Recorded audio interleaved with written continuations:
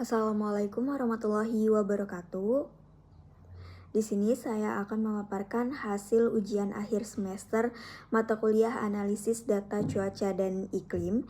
Sebelumnya, perkenalkan nama saya Intan Aprilia Cahaya Fajri dengan NIM 123290005 dari Program Studi Sains Atmosfer dan Keplanetan Angkatan 2023 kelas RA. Sebelum melakukan pengolahan data, wilayah kajian dan data yang digunakan saya yaitu dengan mengambil wilayah Pulau Kalimantan dengan rentang koordinat lintang sekitar 4 derajat lintang utara hingga 4 derajat lintang selatan.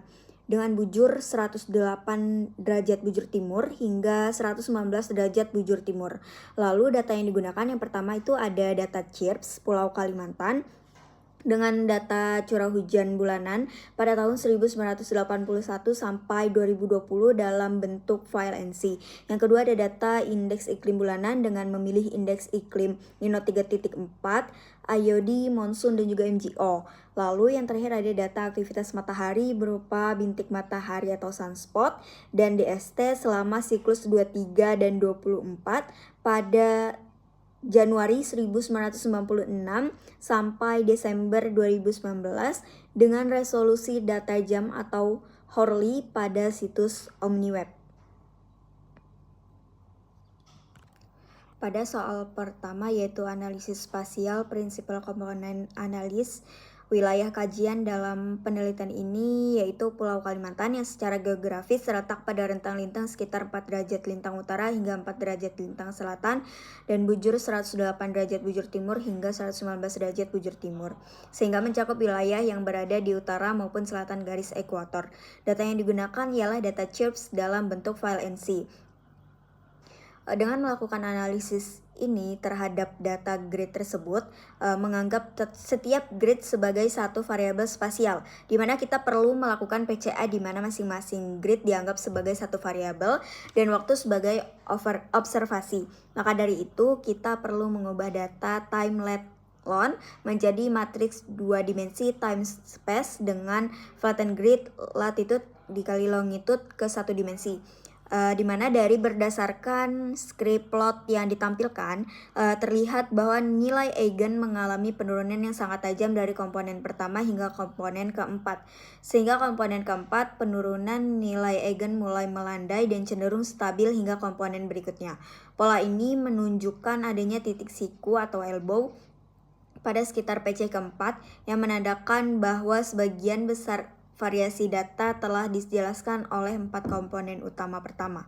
Penambahan komponen setelah titik tersebut hanya memberikan kontribusi yang relatif kecil terhadap total variasi data. Oleh karena itu, dapat disimpulkan keempat dari komponen utama cukup representatif untuk menggambarkan struktur utama data. Sedangkan komponen selanjutnya bersifat variasi tambahan atau noise.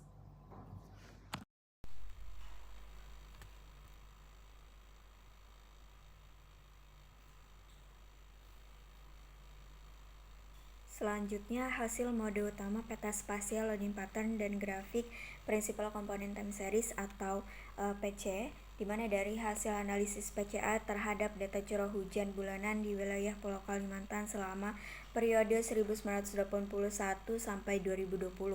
Berdasarkan hasil analisis PCA, komponen utama pertama atau PC1 menjelaskan sekitar 27,61% dari total variasi data dan merupakan mode yang paling dominan. Pola spasial PC1 menunjukkan adanya kontras yang jelas antara bagian barat dan timur wilayah Kalimantan, dengan nilai negatif dominan di wilayah barat dan nilai positif yang menguat ke arah timur. Pola ini mengindikasi adanya perbedaan karakteristik spasial yang cukup signifikan antar wilayah. Ketika nilai PC1 berada pada fase positif, wilayah timur cenderung mengalami kondisi yang lebih tinggi dari rata-rata, sementara wilayah barat menunjukkan kondisi yang lebih rendah.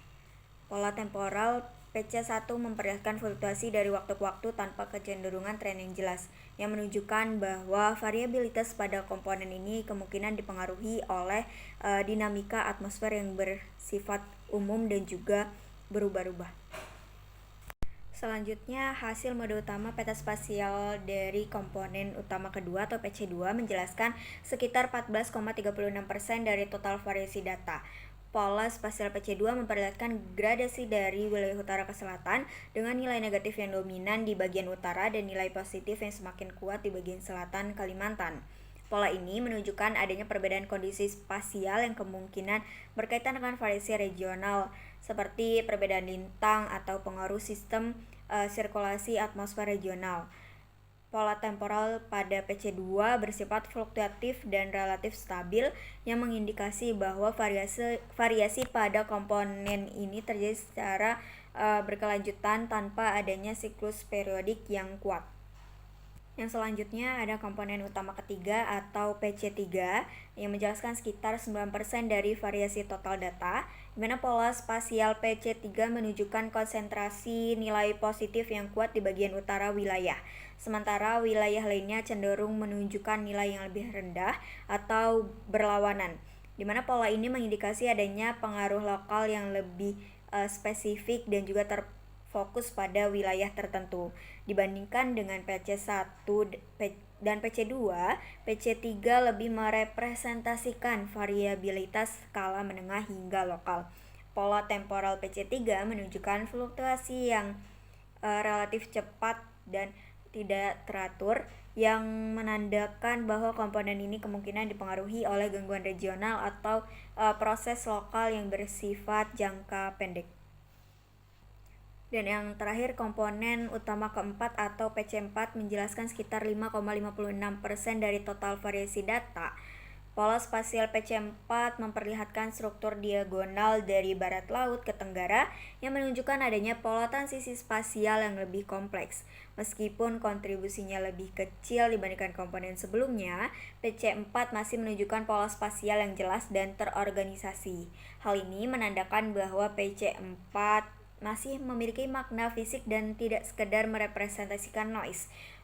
Pola temporal PC4 menunjukkan fluktuasi yang relatif kecil yang mengindikasi bahwa komponen ini berkaitan dengan variasi minor atau proses sekunder dalam sistem yang dianalisis. Selanjutnya, analisis korelasi antara PCA dengan indeks iklim global, di mana berdasarkan poin F nomor 3 dari analisis disampaikan bahwasanya PC1 lebih konsisten mencerminkan pengaruh fenomena iklim global seperti ENSO dan juga IOD, karena menjelaskan proporsi yang variasi yang lebih besar, memiliki gradien spasial barat-timur yang khas, dan juga menunjukkan pola temporal fluktuatif antar tahun. Sebaliknya, PC2 lebih memungkinkan menggambarkan pengaruh regional atau lokal seperti monsun dan juga MGO. Maka dari itu, saya melakukan korelasi antara indeks PC dengan indeks iklim global berdasarkan analisis sebelumnya, yaitu PC1 dengan ENSO dan juga IOD, dan juga PC2 dengan monsun dan juga MGO. Selanjutnya, dari analisis korelasi ini berdasarkan korelasi persen antara indeks Nino 3.4 dan komponen utama pertama PC1 diperoleh hubungan negatif lemah dengan koefisien korelasi sebesar minus 0,247, di mana nilai ini menunjukkan peningkatan indeks Nino 3.4 yang merepresentasikan fase El Nino berupa pemanasan anomali suhu permukaan laut di Samudra Pasifik Tengah hingga Timur dengan cenderung diikuti penurunan nilai PC1. Sebaliknya, fase La Nina yang ditandai pendinginan anomali suhu permukaan laut, nilai PC1 cenderung meningkat. Namun, karena besar korelasi relatif kecil, hubungan ini menunjukkan pengaruh yang tidak dominan dan mengindikasi bahwa PC1 tidak sepenuhnya dikendalikan oleh variabilitas ENSO. Dalam konteks spasial, PC1 sebelumnya menunjukkan pola kontras barat-timur di wilayah Kalimantan yang merepresentasikan mode variabilitas utama curah hujan regional, di mana hubungan negatif antara PC1 dan indeks Nino 3.4 mengimplikasikan bahwa selama fase El Nino, wilayah barat Kalimantan cenderung mengalami penurunan curah hujan relatif terhadap pola rata-ratanya. sementara wilayah timur relatif kurang terdampak atau menunjukkan respon yang berbeda. Di mana pada fase La Nina peningkatan nilai PC1 mengindikasikan kecenderungan peningkatan curah hujan di wilayah barat Kalimantan.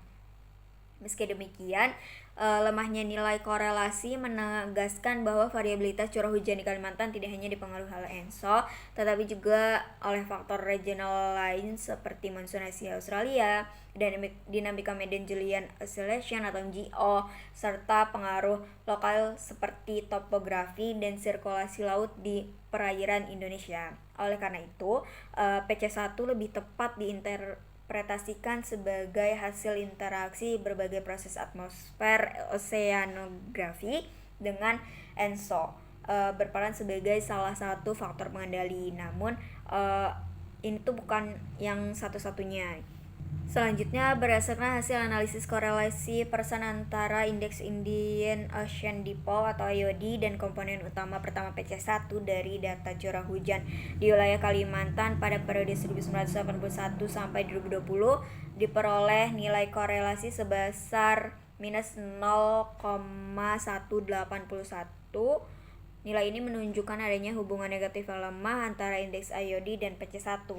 Artinya, ketika nilai iodin meningkat, misalnya saat terjadi fase positif IOD, di mana suhu permukaan laut atau SST di Samudra Hindia bagian barat menghangat sementara bagian timur dekat Indonesia mendingin, nilai PC1 cenderung sedikit menurun. Namun, hubungan ini tidak bersifat kuat atau konsisten secara statistik, di mana hal ini sejalan dengan mekanisme IOD. Pada fase positif, aktivitas konvektif dan suplai kelembapan bergeser menjauh dari wilayah maritim Indonesia, termasuk Kalimantan. Selain itu, seperti yang terlihat pada pola spasial PC1, terdapat kontras antara bagian barat dan timur Kalimantan, di mana bagian barat cenderung memiliki curah hujan yang lebih tinggi dibandingkan bagian timur. Ini menunjukkan variasi spasial curah hujan di wilayah tersebut juga dipengaruhi oleh kondisi SST dan dinamika atmosfer yang lebih kompleks, tidak hanya oleh IOD semata. Analisis nilai PC2 cenderung menurun ketika indeks monsun meningkat. Hal ini terlihat dari nilai korelasi persen antara keduanya sebesar minus 0,231 yang menunjukkan adanya hubungan negatif meskipun lemah. Artinya, saat aktivitas monsun meningkat, nilai PC2 juga justru mengalami penurunan. Pola ini terlihat dalam grafik dari waktu yang memperlihatkan fluktuasi berlawanan arah antara PC2 dan indeks monsun pada banyak periode. Pada peta spasial sebelumnya, PC2 menunjukkan wilayah dengan loading negatif terbesar berada di bagian selatan, terutama di sepanjang pesisir selatan dan tenggara wilayah kajian. Dalam konteks analisis PCA, nilai loading negatif menunjukkan bahwa ketika nilai PC2 meningkat, curah hujan di wilayah tersebut cenderung berkurang. Dan sebaliknya, ketika nilai PC2 menurun, curah hujan cenderung meningkat. Dengan demikian, ketika indeks monsun menguat dan menyebabkan penurunan nilai PC2, kondisi ini berkorelasi dengan peningkatan curah hujan di wilayah selatan. Meskipun hubungan antara PC2 dan indeks monsun tidak terlalu kuat, pola ini tetap menunjukkan bahwa aktivitas dari monsun itu bisa mempengaruhi curah hujan di wilayah tertentu. Dalam hal ini, PC2 menggambarkan salah satu pola hujan di wilayah selatan yang cukup kuat terhadap perubahan musim akibat pengaruh monsun. Dan yang terakhir, berdasarkan dari hasil korelasi persen antara indeks MJO dan nilai PC2, diperoleh nilai korelasi sebesar minus 0,089. Nilai ini menunjukkan hubungan yang sangat lemah dan negatif antara keduanya. Artinya, ketika indeks MJO meningkat, nilai PC2 cenderung sedikit menurun, meskipun hubungan tersebut hampir tidak signifikan secara statistik. Hal ini juga terlihat pada grafik sebar atau scatter plot, di mana tidak tampak pola keterkaitan yang jelas antara fluktuasi OMI dan juga PC2, serta pada grafik deret waktu yang menunjukkan bahwa kedua variabel seringkali berfluktuasi secara independen. Dimana jika dikaitkan dengan peta spasial PC2 sebelumnya, area dengan loading negatif terbesar terdapat di wilayah tengah. Maka penurunan nilai PC2 akibat peningkatan indeks MJO secara teori bisa dihubungkan dengan peningkatan curah hujan di wilayah tersebut. Namun, karena hubungan antara PC2 dan MJO sangat lemah, pengaruh dari MGA itu terhadap pola curah hujan yang dihasilkan oleh PC2 kemungkinan tidak begitu dominan. Maka fenomena MGO mungkin bukan faktor utama terhadap pola hujan yang ditangkap oleh komponen PC2, dan faktor iklim lain seperti monsun lah yang mungkin memiliki peran lebih besar dalam membentuk variasi hujan di wilayah tersebut. Selanjutnya itu di nomor 3 masuk ke clustering, dimana dengan mengunduh data aktivitas matahari berupa bintik matahari atau sunspot dan DST selama siklus 23 dan 24 pada Januari 1996 sampai Desember 2019 dengan resolusi Horley pada siklus OmniWeb. Selanjutnya yaitu menampilkan dari statistik deskriptif rata-rata, maksimum, minimum, dan juga standar deviasi dari masing-masing siklus dan juga plot time series. Selanjutnya masuk ke hasil Kamenz clustering menunjukkan bahwa data sunspot number dan indeks DST terbagi menjadi 3 kelompok utama yang merepresentasikan kondisi aktivitas matahari geomagnetik rendah, sedang, dan tinggi, di mana semakin besar sunspot number cenderung diikuti oleh penurunan nilai DST yang menandakan peningkatan intensitas badai geomagnetik. Lalu dari dendrogram hierarchical clustering menunjukkan bahwa data secara struktural terbagi menjadi 2 klaster utama yang bergabung pada jarak sekitar 550 sampai 560 yang menandakan perbedaan karakteristik yang sangat signifikan. Sementara penggabungan pada jarak yang lebih kecil yaitu sekitar 20 sampai 100 merepresentasikan subcluster dengan tingkat kemiripan internal tinggi, sehingga variasi dari data di dalam masing-masing cluster relatif homogen. Selanjutnya masuk ke grafik elbow method menunjukkan penurunan inersia yang sangat tajam dari K sampai dengan 1 yaitu sekitar 950, K2 sekitar 810, dan mulai melandai setelah K3 sampai 4 sekitar 710 sampai 730, sehingga titik siku atau elbow yang paling logis itu berada pada K3 atau K4 yang menandakan jumlah klaster optimal karena penambahan klaster di atas nilai tersebut hanya memberikan pengurangan inersia yang relatif kecil. Lalu pada grafik elbow method memperlihatkan penurunan within cluster sum of squares yang sangat tajam dari K2 sekitar 210.000, ke K3 sekitar 180.000, dan masih signifikan hingga K4 sekitar 145.000.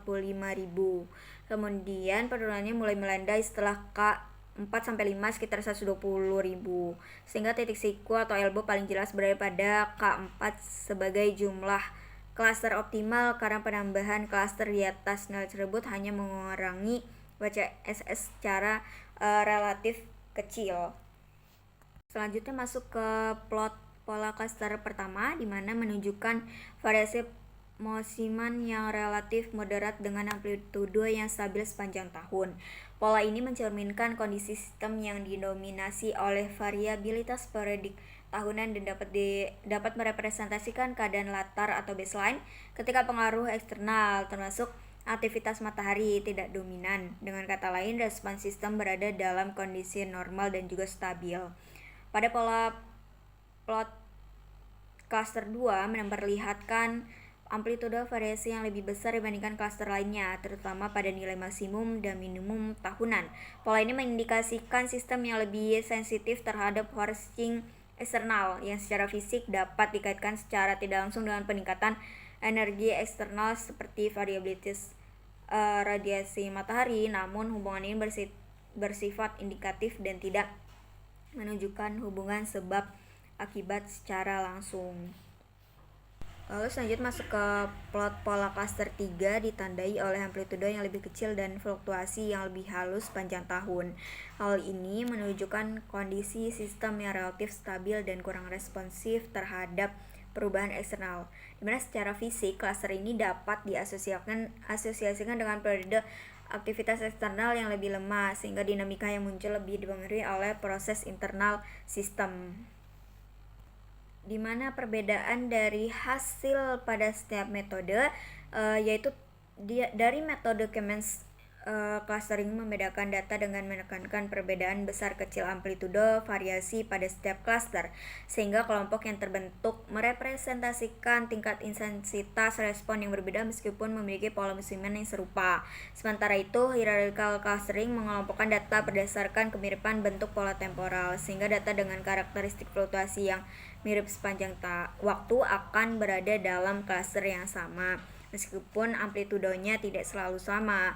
Dengan demikian, perbedaan hasil antara kedua metode ini menunjukkan bahwa Kemens lebih sensitif terhadap variasi magnitudo, sedangkan hierarchical clustering lebih menekankan kesamaan struktur dan evolusi pola waktu.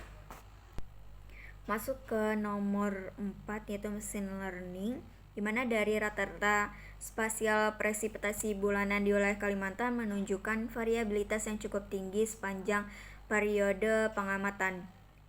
Nilai presipitasi berfluktuasi pada kisaran sekitar 100 hingga 400 mm per bulan, dengan nilai rata-rata berada di sekitar 260 sampai 280 mm per bulan.